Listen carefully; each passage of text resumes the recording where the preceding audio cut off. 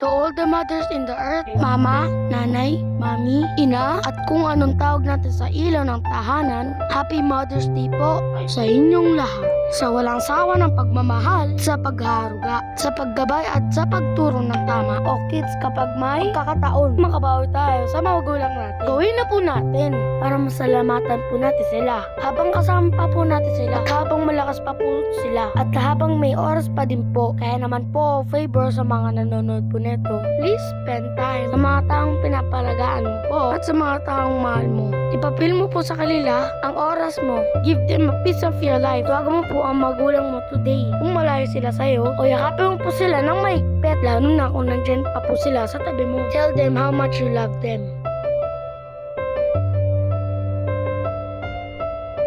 Kasi there's a high chance na mas maiksila lang ang remaining time po nila dito po sa mundo. Kaya naman po sa mami ko, Happy Mother's Day po mami. Thank you for everything. I love you mami.